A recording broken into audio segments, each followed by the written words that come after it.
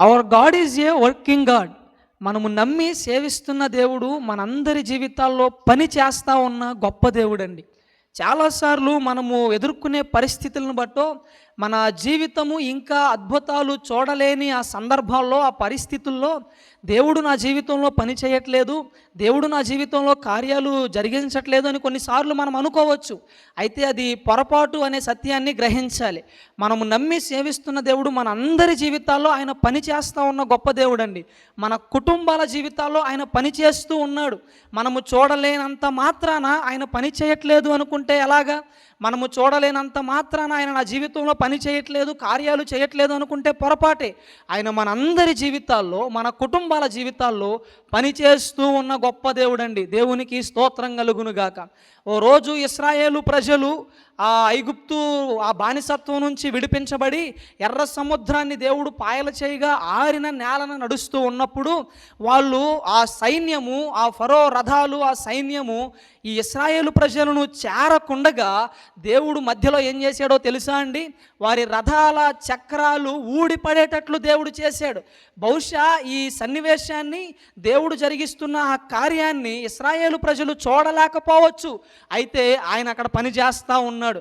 వాళ్ళు, ఈ శత్రువులైన వాళ్ళు ఈ ప్రజలను చేరకుండగా ఆ రథాల చక్రాలు ఊడిపడేటట్లు దేవుడు చేస్తూ ఉన్నాడు. అంటే బ్యాక్గ్రౌండ్లో, వెనకాతల దేవుడు పని చేస్తూ ఈ ప్రజలను కాపాడుతూ ఉన్నాడు. దేవునికి స్తోత్రం కలుగునుగాక.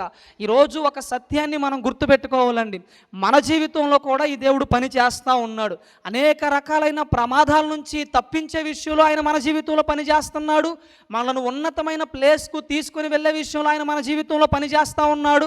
అంత మాత్రమే కాకుండా శత్రువైన సాతాను మనలను చేరకుండగా, అతడి కబంధ హస్తాలకు మనము చిక్కుకొనకుండగా ఉండునట్లుగా దేవుడు మన జీవితాల్లో పనిచేస్తూ ఆ శత్రువుని మనలను చేరనివ్వకుండా దేవుడు మనలను ప్రొటెక్ట్ చేస్తా, కాపాడుతూ ఉన్నాడు. దేవునికి స్తోత్రం కలుగునుగాక. నిన్ను, నీ కుటుంబాన్ని తీసుకొని వెళ్ళవలసిన ప్లేస్కి దేవుడు తీసుకుని వెళ్ళేంత వరకు మనల్ని విడిచిపెట్టాడు. ఆయన మనతో ఉంటాడు. ఆయన మన జీవితంలో పని చేస్తూనే ఉంటాడు. ఆయన పని ఆపేసే దేవుడు కాదు, ఆయన విడిచిపెట్టేసే దేవుడు కాదు. నిత్యము మన జీవితంలో వర్క్ చేస్తా, మన జీవితంలో రావలసిన మార్పులు తీసుకొని వస్తా, మన జీవితంలో మనకి ఇవ్వవలసిన రూపాన్ని ఇవ్వడానికి అనునిత్యము కూడా ఈ దేవుడు మన జీవితంలో పని చేస్తానే ఉన్నాడు. దేవునికి స్తోత్రం కలుగునుగాక.